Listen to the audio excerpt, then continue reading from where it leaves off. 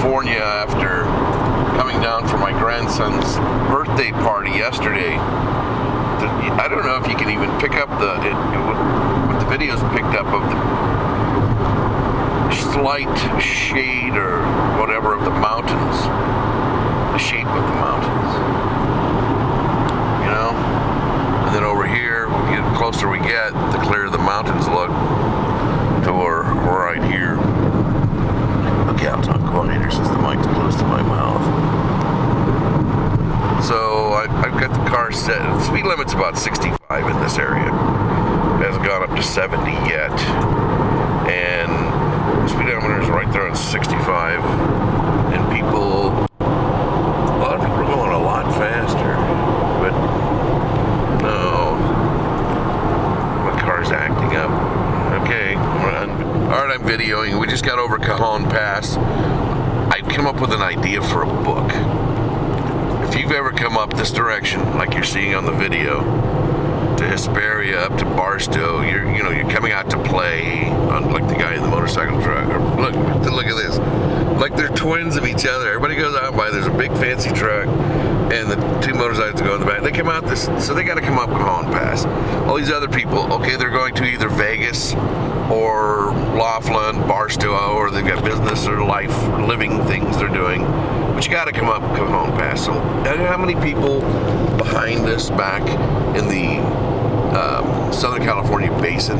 Now, this is still part of Southern California, but you know what I mean, the basin, the lower part. Okay, up here, you've got to take Cajon Pass. Well, I just came up Cajon Pass, and my car's acting up a little bit. So it got me thinking about researching. Look at that. Oh, there's Hesperia. Researching the Cajon Pass, things that have gone on there, things like,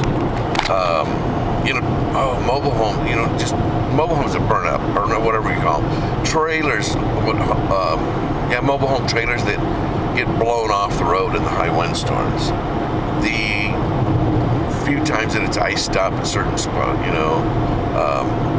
cars that burn, RVs that burn on the side of the road, personal stories of people that have, what's it like to be broken down on Cajon Zone, That's what happened. I just came up with the Cajon Zone, and that's going to be the name of the book. And so, got to research it.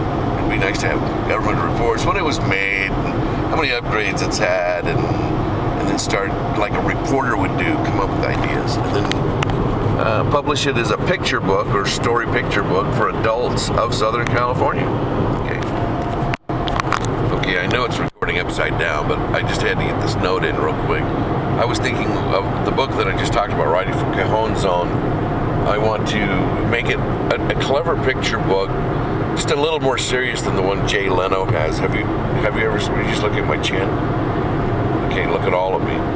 The Cajon Zone, it doesn't have to be long, 30, 40, 50 pages or less, but high quality little book. Like I was thinking of the one Jay Leno did about how a roast beef flew or something like that is the name of his book, about his life and stuff growing up. But it's only about 40, 50 pages, lighthearted, and it's not really about his life, but it's a little incident, and he wrote a fun book on it. Anyway, something short, okay, not sassy. Yeah, that's what's headed out this morning on a Sunday morning. It's about 9:17, and I think they're getting a late start, but they probably know their game. We go out there all the time. We get there about 12, set up. No, 12. They'll probably get there by 9:30, 10 o'clock in the morning. Get set up. Be playing by 10:30, 11. Play for 2 or 3 hours and just pack it up and come back. Yeah. So this is where the guys were going, Stoddard Wells Road. And you can see off in the distance, there they go. And we're still continuing on. We haven't even just got out of Victorville, really. Okay, we're about that halfway point between Barstow and Victorville. And You'll probably recognize the name of this road as we get to it. But I came up with another idea for a book, okay? And this is on flying dreams because I've had a lot. Yeah, Wild Wash Road, see? I'm doing a comfortable 62, somewhere there.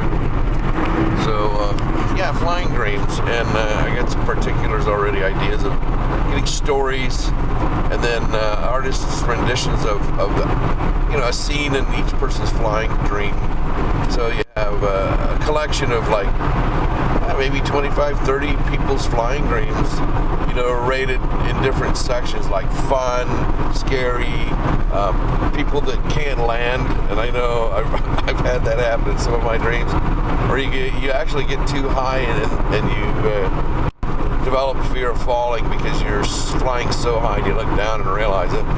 And there's a lot of other flying, gliding, floating, those kind of dreams. But they would be a neat book. Okay, so shut up. All those guys just passed me. Okay, because I'm doing 62. And I don't know if you know this, here comes a guy, he's in a big hurry. Yeah, he's zipping along. So, anyway, that's just part of what's happening, man. Yeah. Let's go, have you gone by? Okay, it's 62. There's this thing called the 62 mile an hour zone also, because they figure 62 miles an hour somehow is divisible into the hour, and when you go with that, it's almost like a spiritual thing. Not spiritual, but your aura is in vibe because you're doing 62, and I'm sitting here right now, I feel vibes in my aura. We won't go any further on that. Oh, by the way, what I was going to say about the 62 zone, yeah, this is look at them go, man. See, they're probably tense. They're trying to get where they're going to go. They're jockeying for position. Like, look at this. I don't know if you can see. That one guy's in and out between the other guy. Like, what are you guys doing? I don't understand it. But they, and so you can imagine, like I said, I'm in the 62 mile an hour zone. I don't know what that's part of the pleasure of it, is that everybody's going past me. And I'm sitting here, my car can do faster, but I'm sitting here in the slow lane doing 62. The only thing I have to really get over and pass is trucks. And nobody bothers me. They all go around me. I'm not jockeying for anything other than when a truck comes around, it's just a casual pass the truck. They're living their lives in this big hurry. I gotta get there. Yabba, yabba, yabba, yabba. Okay, the other thing I wanted to mention about the 62 zone, gas mileage. The amount of miles you can get on a gallon of gasoline, it really is good at 62, So anyway, but look at this, they're out there playing. There they go. Missed that. Oh. All right, Barstow, next 5 exits. Now this is Lenwood Road, just it's like the first little thing over the hill from Barstow, and it's actually the edge of Barstow. So here we are, Lenwood. I'll fuel up here, and I've just used not quite a quarter tank, a little over an eighth, and I'm doing 62 miles an hour and people are passing me, but I'm doing okay. Everything's gonna be all right. We'll make it home in this 1997 Malibu on the 27th of October 2013 in California, America, USA. Alright, shut up, Ed. Alright, you shut up. Okay, I just got off the freeway that way. I turned left, and now I'm headed down here to do a TA. So it's my second TA of the day. And there's the pilot, which I went to going down, but the one in by the outpost. So, okay, this is a pretty bus pulled up here with a bunch of people from, I don't know, China or somewhere. But anyway, that's a nice bus there.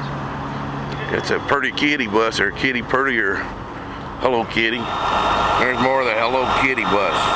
Sky Dragon Tours. Pretty cool, huh? Once again, doing 62. This time we're coming out of Barstow. And we just left, and we're gonna go over that big hill. Yeah, well, a lot of them are big. Some are bigger than others. Anyway, shut up, Ed. So, the 62 thing, I was thinking of starting a website or a Facebook page and explaining, making up some crazy, ridiculous, pseudo-scientific story about how doing 62 miles an hour puts your body, mind, state into some kind of transition that you are so in control, you're calm yet powerful at the same time, and in a way you are. So I'm going to have to write that out and then make a website and start trying to get other people to join and see how many people would do their long distance voyages at the slow 62 miles an hour because they're not in a hurry and because they want to avoid being in a rush, you know, the rush packs and stuff like that. Anyway, I never get a ticket and get good gas mileage. Okay, so anyway, I know it may not go over, but hey, it's an idea. Las Vegas 151. Okay, there's a pack coming behind me if you look in the mirror. And behind me, you see a lot of, there goes the car. Okay, there's a pack. I've been passed by pack after pack doing 62, and look, I've gone 50 miles and fuel gauge hasn't even gotten below the F yet, so apparently I'm getting pretty good mileage. I'm not using the air conditioner and cruising along, letting the packs pass me. If you think about it, and I'd like you to, oh, there goes the car cutting out. It only does that when it's accelerating or shifting.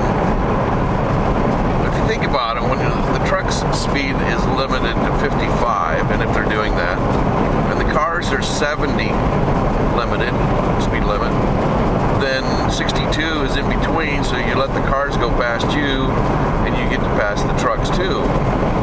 So as long as you do that, you're going to get good gas mileage, you're not going to be tensed. And here's that pack, they're coming up behind me, and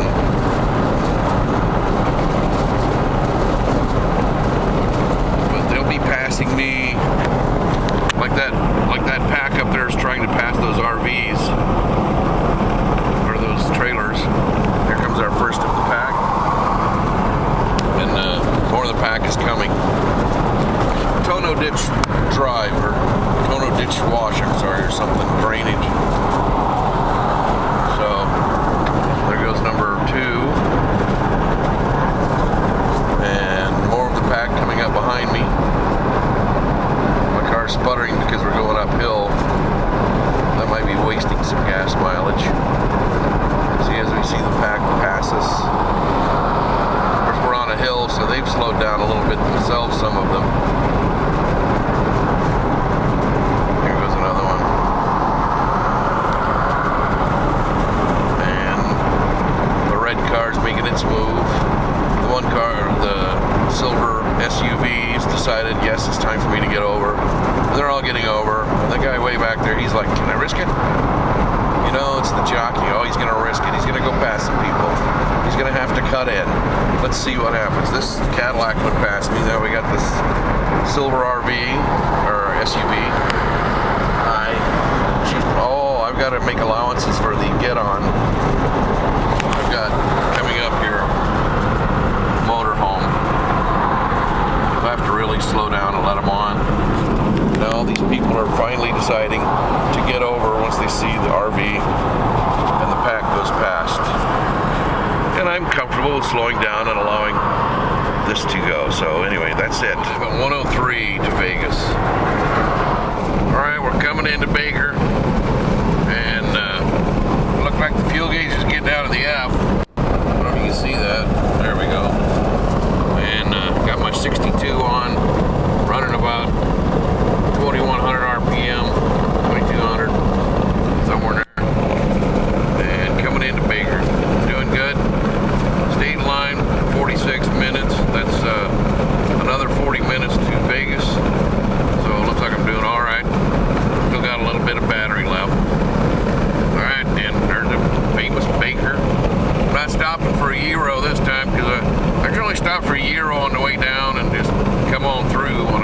back. End up spending about $12, $13 for a gyro and a glass of water and a baklava. Gotta have the baklava though, you know, don't you know?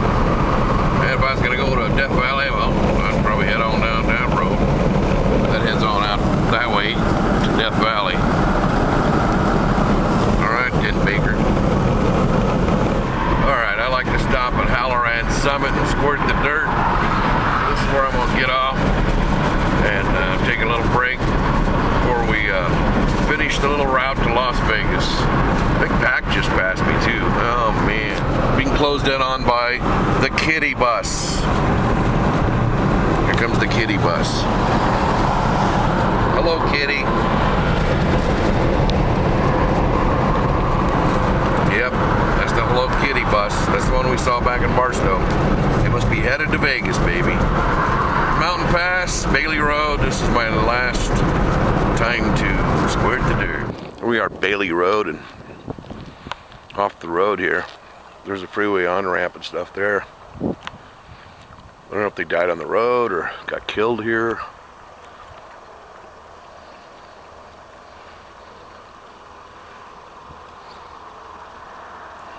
Okay, I'm walking out to it.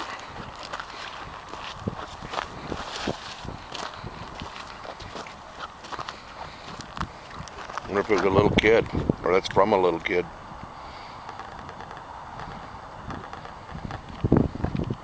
Oh yeah, that did a lot of good when I'm doing it with a video instead of a, oh, shut up, Ed.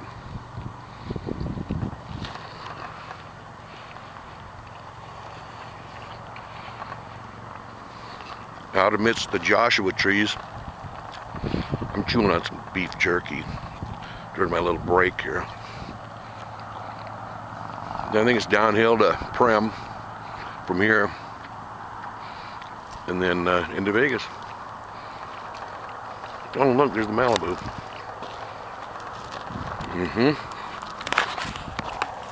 I'm chewing on some jerky, wearing my Stockholm hat, drinking water. Oh look, horse turds.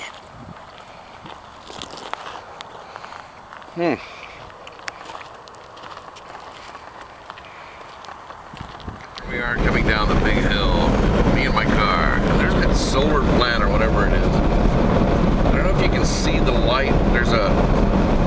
They have this glow about those towers, out like a lighthouse, but it's almost misty or smoky. So I don't know if you can see that in this video. Anyway, this is it. We're headed down into Prem. I don't know if you can see that glow. It's kind of like a polarized pattern, like the lighthouse there. Can you see now that it goes? There we go. Now we see reflection against the mountain. So pretty interesting. I don't know if you can pick it up on video, but we'll find out when we play this back. I can see it really good against that mountain. Very interesting. Closer yet, you can almost see the sky around it glowing. Points of light, you can really see it. Wow. I hope you can see it. Yeah, not that. That glow around it, it's like a halo.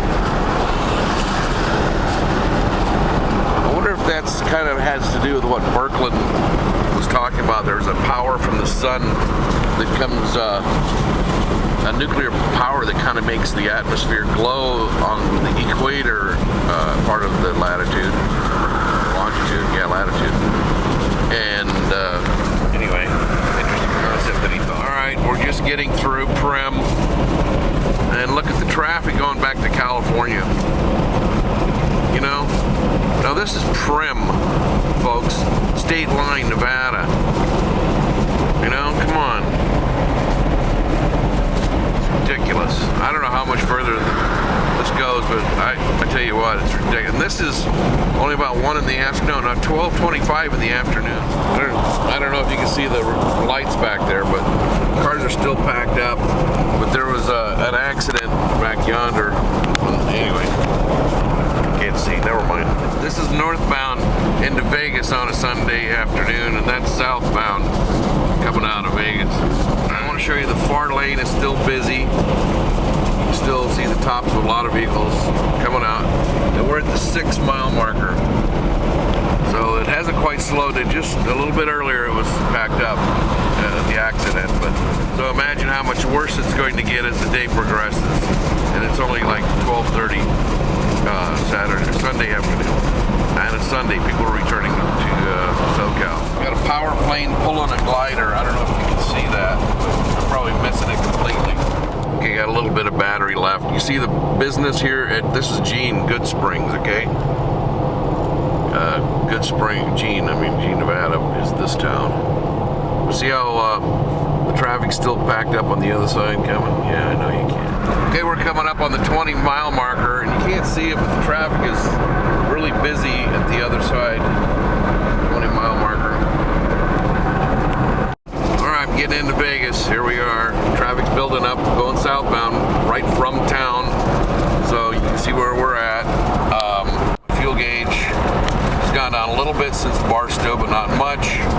Still running at 62. Up to for a biker help. He didn't need any. So there we are. This is where we are. Good job, huh? They have those signs that you just saw that tell you how many minutes to what road, like you may go inside. Okay, I'm at the corner of Pecos and Charleston, and I haven't even used a quarter tank. Engine's not overheating. Rear wheel. And I'm arriving home, pulling in.